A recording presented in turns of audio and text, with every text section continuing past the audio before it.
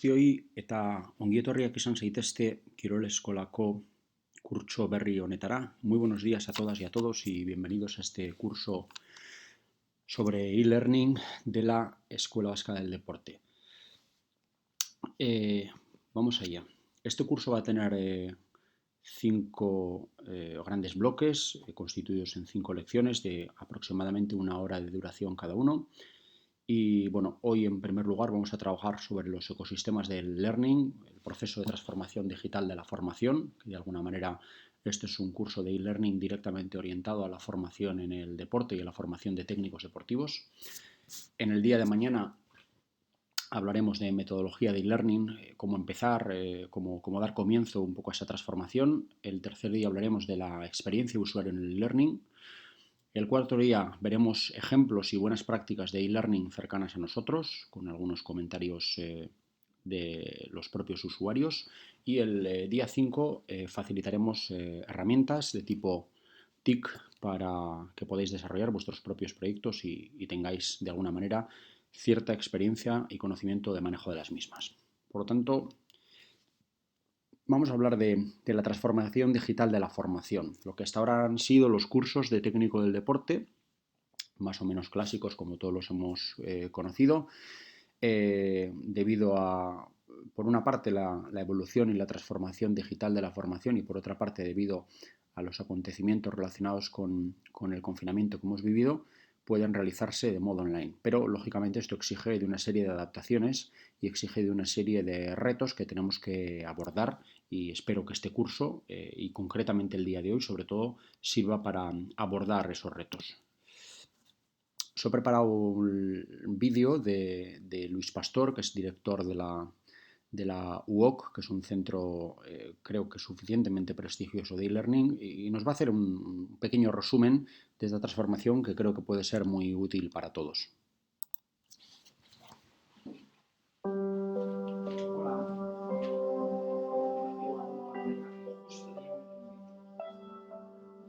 Efectivamente que las universidades tradicionales, las universidades presenciales, están incorporando dentro de su oferta cursos que son cursos online. Pero ahí tenemos varios problemas. Hay un problema fundamental que a mí me parece siempre el problema fundamental, que es un problema de modelo. Es decir, creemos que efectivamente el modelo que utilizamos en la presencial puede trasladarse al online sin mutaciones, sin cambios, que es lo que hacen muchas universidades. Copian un buen modelo, un modelo tradicional de aprendizaje, y lo trasladan tal cual al online. Y eso habitualmente tiene unos resultados que son resultados claramente subóptimos respecto a lo que podrían tener. Otra cosa sería que la propia universidad, esa universidad tradicional, pensara que efectivamente para dar este nuevo servicio de aprendizaje online tienen que cambiar muchas cosas, tienen que modificar los diseños de aprendizaje, tienen que modificar los recursos, tienen que modificar el tipo de evaluación, tienen que modificar todo el proceso. Si hacen esto, seguramente se encontrarán mucho más cerca de una solución que va a ser mucho más óptima para sus estudiantes. Pero si hacen eso, tienen que tener en cuenta que su nuevo modelo online tiene que responder a la estrategia que la misma universidad tiene en la presencialidad. Los profesores de la formación presencial realmente tienen un tipo de actividad que es, primero, muy artesanal, y luego, en muchos casos, menos exigente que la online. Y lo voy a explicar. Muy artesanal, ¿por qué? Porque al final, cuando nosotros hacemos clases en la presencial, nos meten en una clase, se supone que somos expertos en algún ámbito, nos meten en una clase y nosotros decidimos cómo lo hacemos, con el PowerPoint hecho en casa, con unas notas, simplemente dialogando. Es realmente un proceso muy artesanal. Y luego lo que nos pasa también es que, al final, hay muchas reflexiones que son imprescindibles en la formación online que en la formación presencial no hacemos. No planteamos cuál es el diseño instruccional mejor para nuestros estudiantes, no nos planteamos cuál es el tipo de evaluación seguramente que va a responder mejor al grupo humano que tenemos delante. Lo damos por supuesto todo.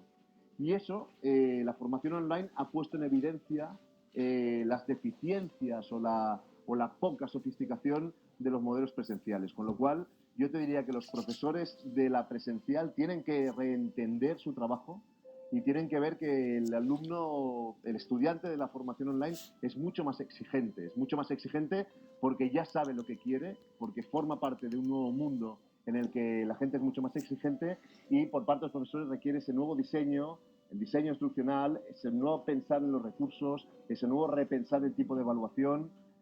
hay un trabajo que hacer ahí también.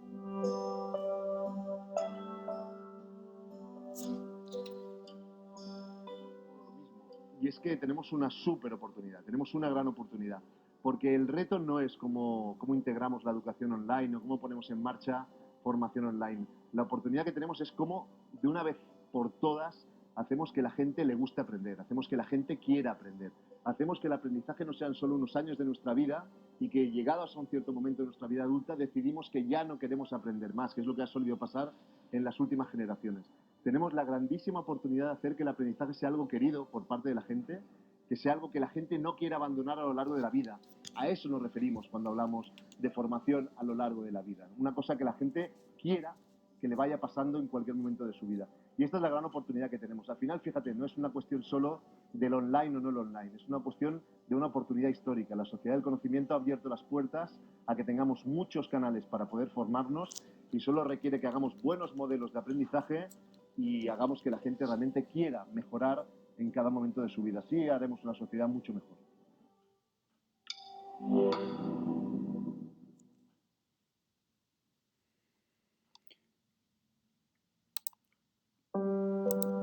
Bueno, como podéis observar, la opinión de Luis es muy clara, es una persona con amplia experiencia y espero que os haya servido para de alguna manera contextualizar también el reto que abordamos. Bueno, vamos a hablar de algunas cuestiones relativas al e-learning, de sus posibilidades, de sus fortalezas, de sus debilidades, que por qué no decirlo también las tiene.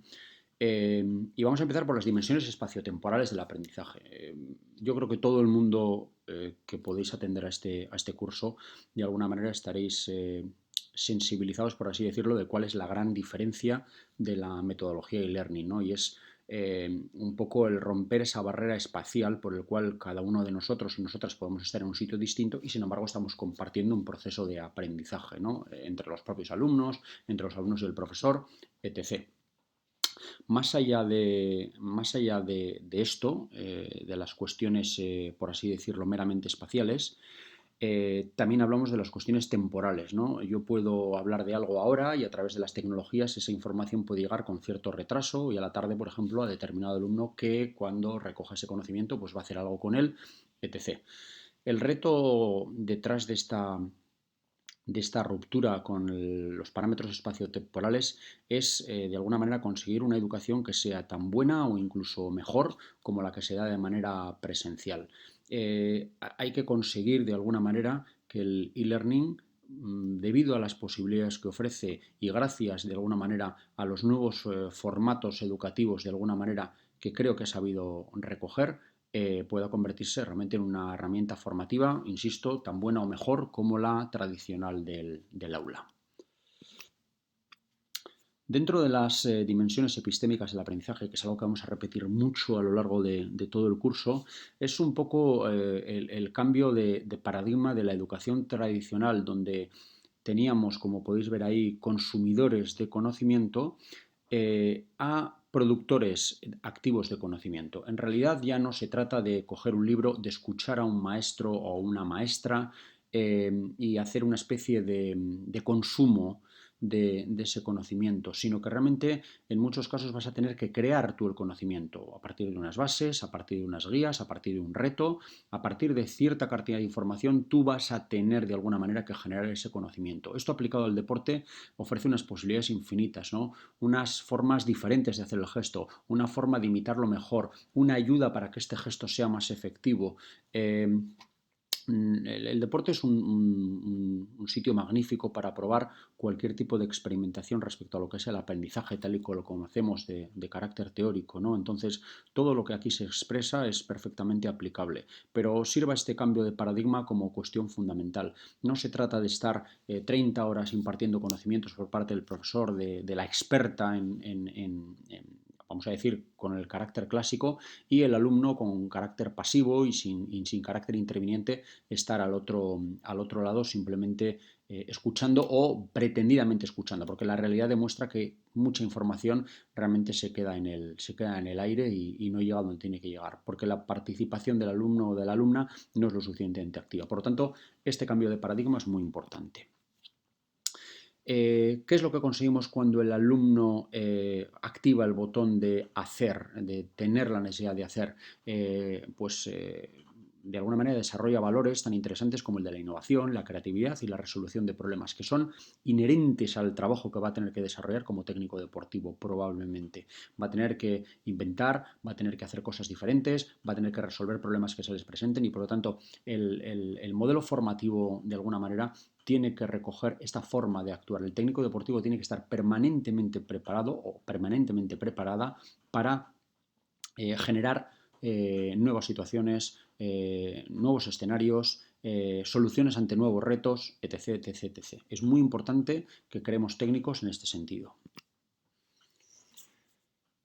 Dentro de las dimensiones discursivas del aprendizaje, yo creo que todos, en mayor o menor medida, entendemos que los recursos multimedia están ofreciendo cada vez más posibilidades, fundamentalmente utilizando el sistema visual y auditivo, pero poco a poco también se están generando a través de la realidad virtual, por ejemplo, sistemas kinestésicos que transmiten pues, vibraciones o inestabilidades o cuestiones por el estilo, y quizá quedarían un poco más atrás las cuestiones como el olfato y el gusto, ¿no? Pero, sin embargo, en los otros tres sentidos yo creo que podemos de alguna manera utilizar alternamente estos canales para que sirvan de canal de comunicación bidireccional, tal y como he dicho antes. En ningún caso sería monodireccional.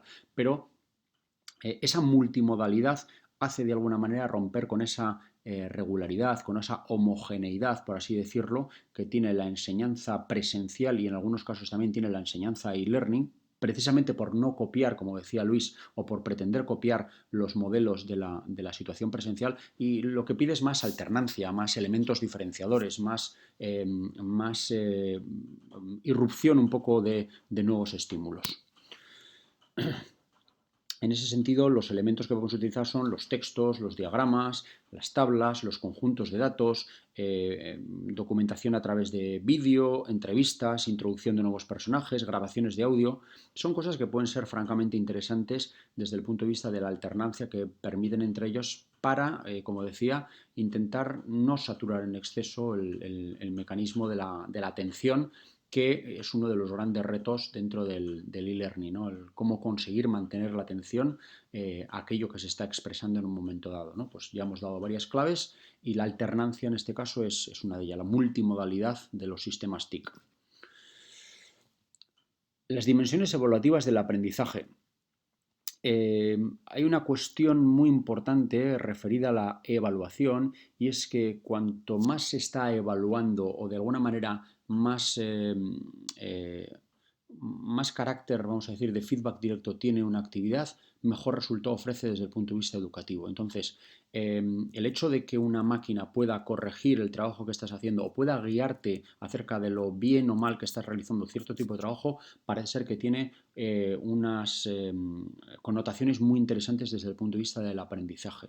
Que no te quedes solo y que parezca que lo que estás haciendo siempre está bien, sino que en un momento dado traslades la situación a que realmente alguien, algo te está mirando y está viendo que aquello que haces está bien, está mal, y te propone incluso alternativas para decir cómo deberías de hacerlo. O sea, retroalimentación automática, o dicho de una manera así un poco más complejo, pues una evaluación humana que es continua, pero está mediada a través de una máquina. Realmente quien me corrige es un ser humano, pero utiliza las TICs para poder corregirme.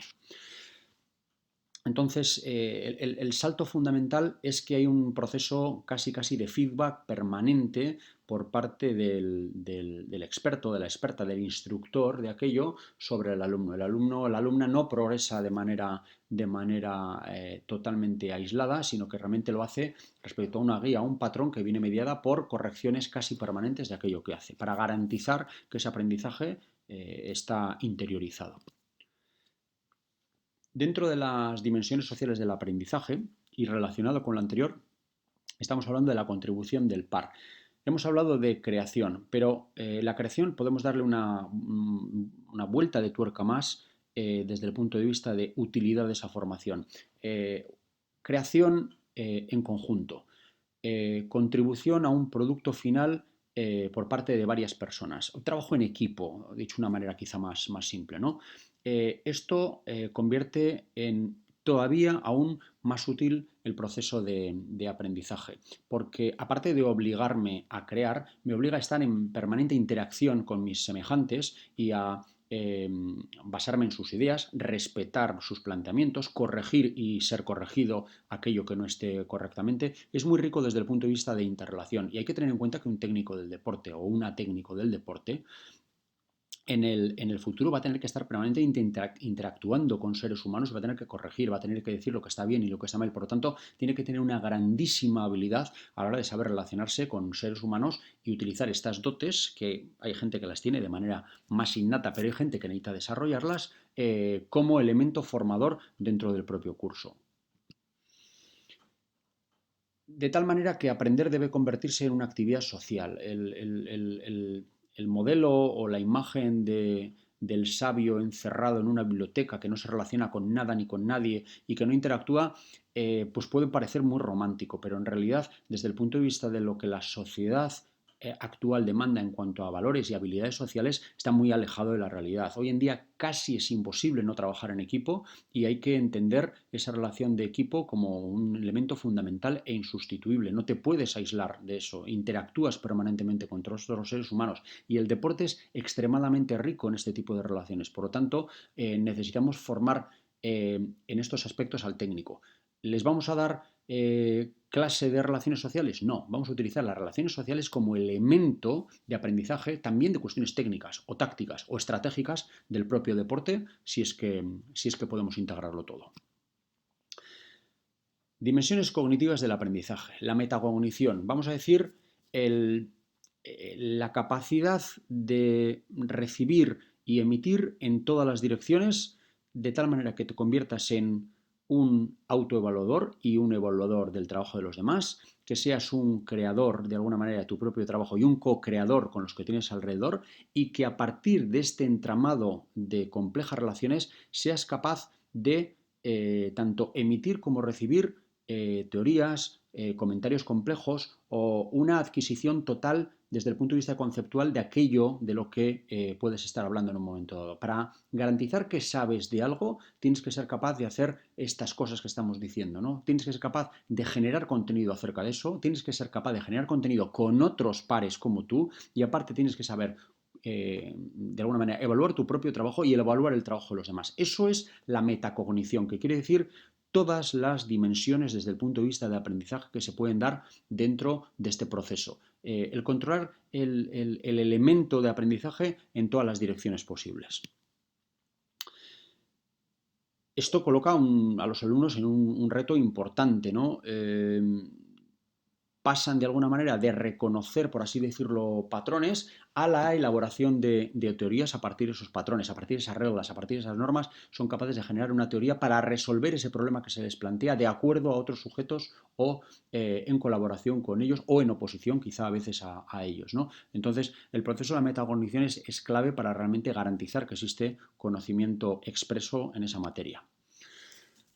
Hablamos de las dimensiones comparativas del aprendizaje. Yo creo que todos y todas somos conscientes de que no se aprende a la misma velocidad. Por lo tanto, el e-learning tiene una gran ventaja y es que permite que las velocidades de aprendizaje de los diferentes integrantes del equipo de formación se autorregulen.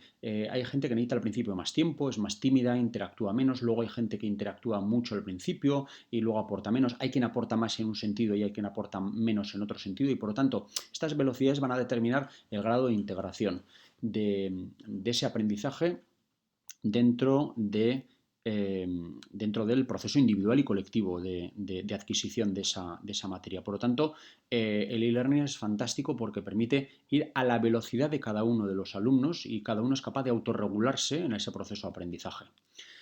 Es muy interesante porque, en contra de lo que podría parecer, en los cursos de e-learning que se desarrollan de acuerdo a estas teorías y de acuerdo a estas metodologías, la diferencia entre el que más sabe y el que menos sabe es menor que en otro tipo de educaciones simultáneas, digamos, o en educaciones presenciales, donde solo hay un ritmo y el ritmo es el que está marcando, por así decirlo, el profesor en ese momento y seguramente está auspiciado por la velocidad también del más rápido o la más rápida desde el punto de vista de adquisición de conocimientos y bueno, eso no siempre se corresponde con la realidad ni es lo ideal. Entonces, me parece muy aprovechable el hecho de que la metodología e-learning permita homogeneizar el aprendizaje y llegar a todos los sujetos, ¿no? Es un principio clave dentro de lo que es el proceso de inclusión también dentro del aprendizaje y la formación deportiva.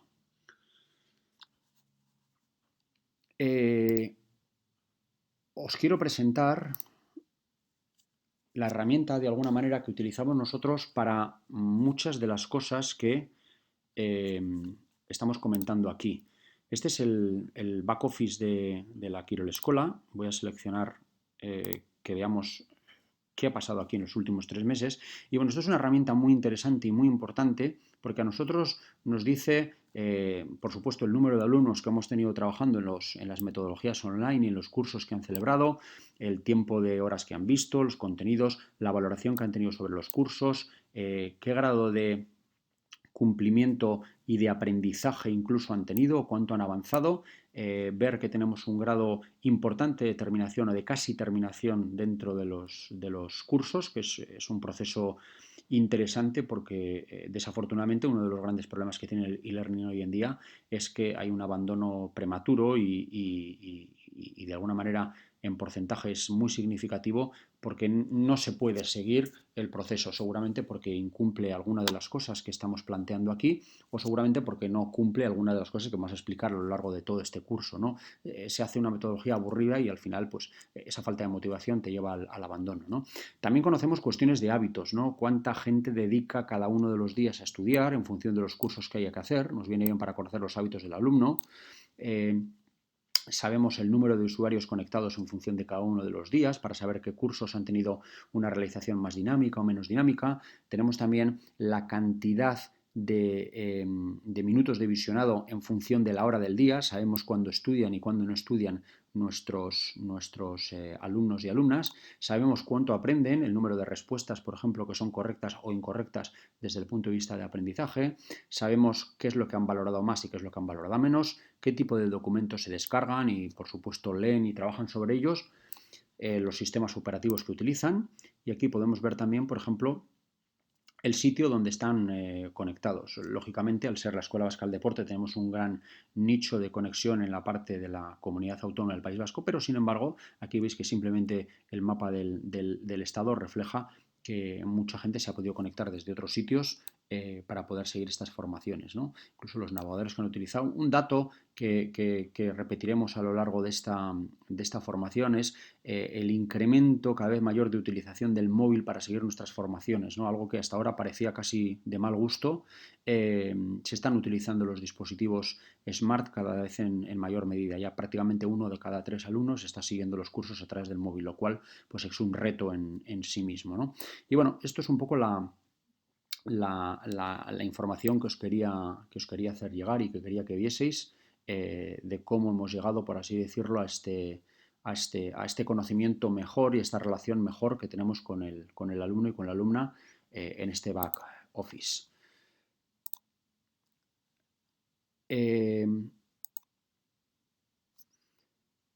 Una pequeña formulación de cómo plantear la educación.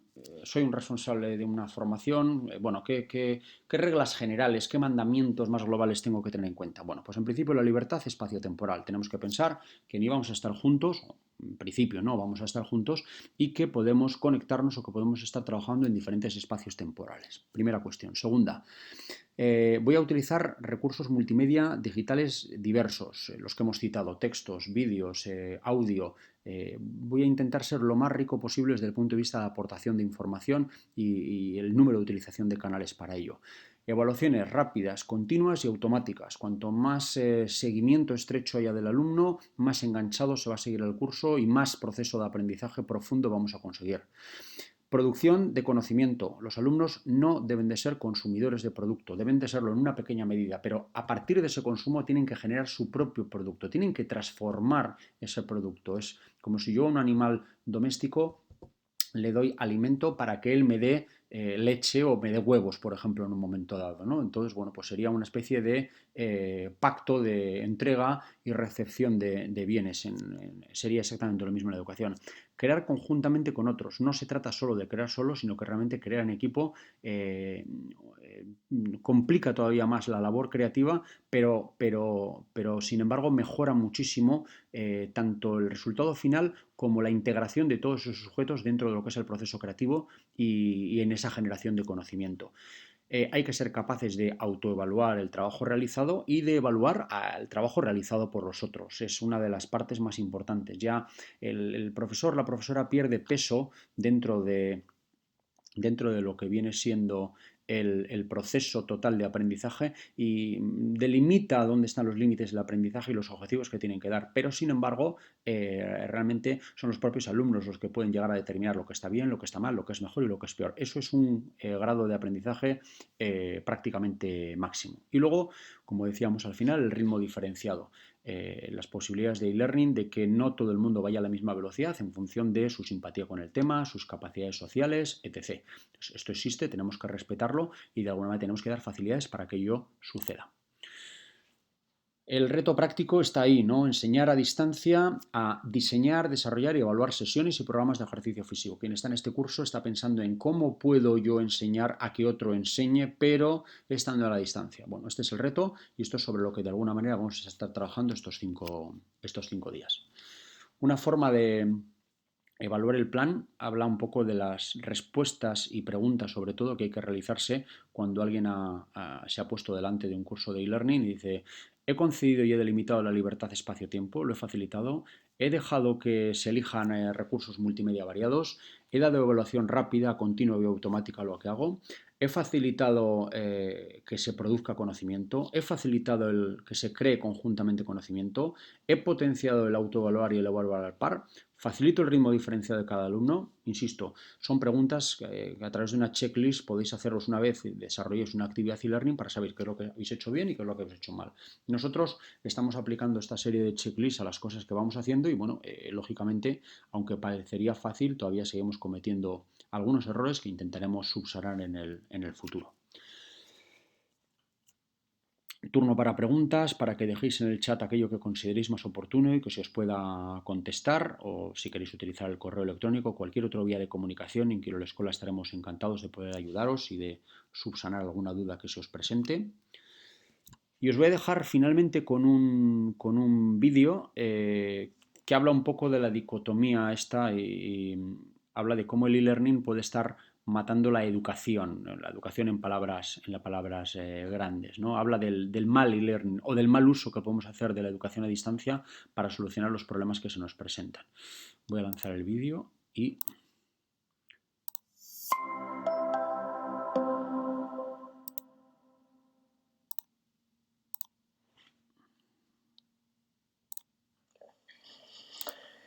When I started teaching as a university professor, I did what we all do when we start out as educators.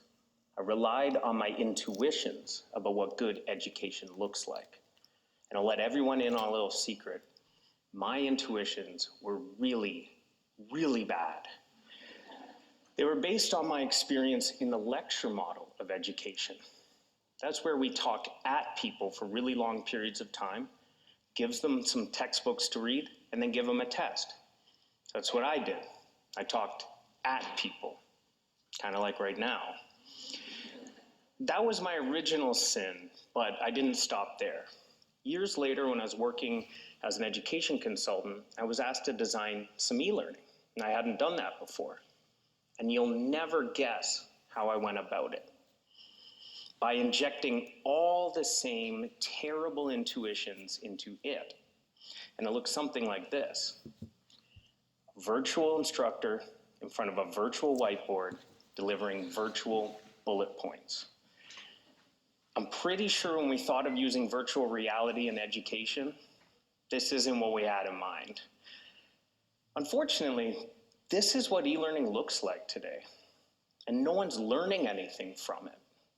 Think about how absurd that is. So how did we get here? Well, I talked about intuition, but let's actually go a little bit deeper. Our earliest instincts around education are actually based on storytelling. We know this from archaeological data. People telling other people stories. People teaching other people using human stories. It's how we learned and it's how we communicated. Fast forward 40,000 years. We now have beautiful, scalable, mobile-enabled e-learning that we can use to teach people on opposite ends of the world the same thing at the same time. But somewhere between the caves and the clicking, we got so focused on building this technology that we forgot about the one and only thing that matters in education: the people. E-learning can be used to teach everyone, everywhere, good hygiene practices to stop the spread of disease. E-learning can be used to teach everyone, everywhere, sustainable living practices to combat the climate crisis. These are global problems. They require global solutions, and e-learning should be making a contribution to them, but it isn't. It isn't because we've forgotten about the people. We've forgotten about the way people actually learn. If there's one thing that everyone in this room can do to start refocusing your efforts on people and to start doing e-learning that works, it's this: start telling stories again. Not because it's what we used to do, but because the science says it actually works. We know that scenario and story-based learning can accelerate our time to expertise on a given task. It does that because stories simulate the way we learn through experience. We know that scenario or story-based learning is more engaging than click then quiz e-learning. The reason why is that stories create empathy. Empathy in turn creates personal meaning, and it's personal meaning, not clicking, that drives engagement. And finally, we know that scenario or story-based learning is the best way to teach complex skills like problem solving, collaboration, and creativity. Precisely the skills that the workforces of today and tomorrow need to solve our biggest problems. Let me show you how this works. Stephen and his 12-year-old granddaughter Rose are going to the bank to open up her first bank account. She just made a traveling basketball team and he wants to be able to send her money while she's on the road.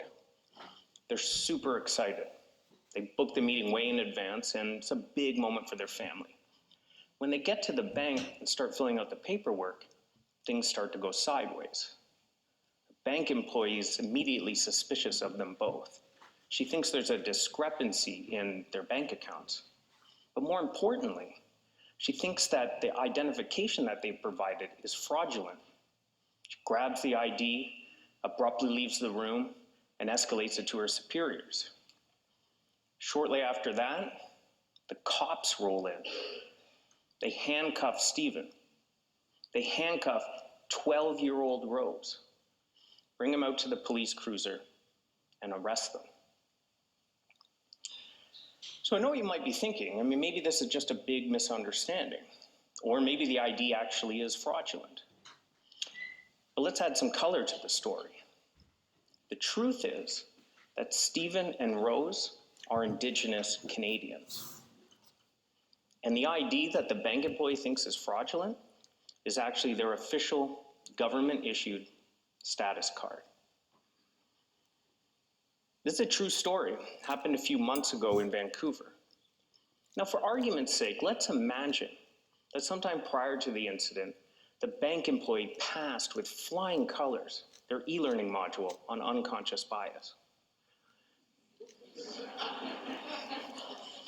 They listen to the virtual instructor in front of the virtual whiteboard deliver virtual bullet points. They crushed the drag and drop activities. And after 12 tries, they got perfect on the quiz.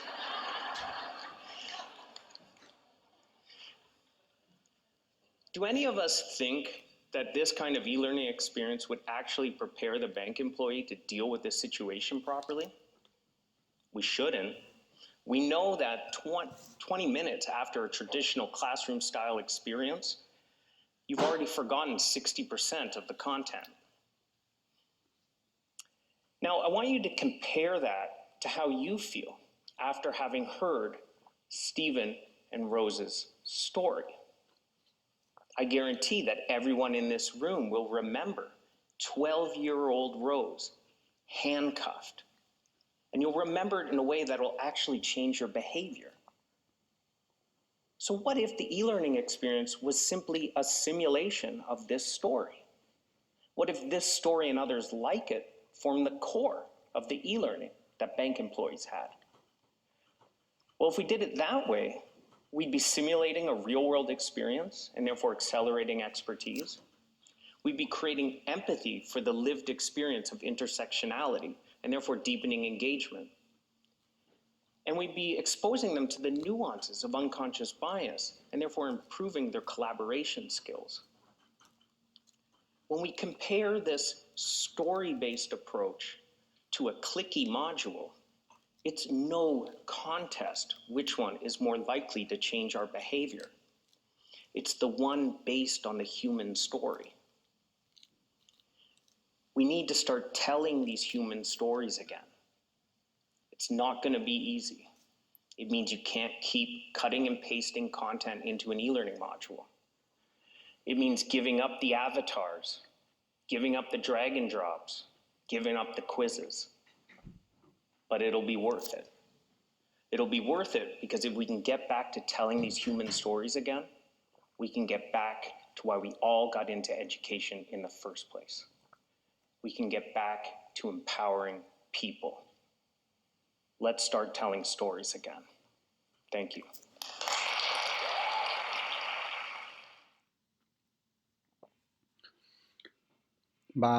Hauxe izan da dana. Esto ha sido todo. Espero que haya sido de vuestro interés este primer modulito del curso de e-learning. Y mañana comenzaremos con cuestiones relativas a la metodología. Que os espero mañana a las 8:30 de la mañana. Un saludo y mañana nos vemos. Gero arte.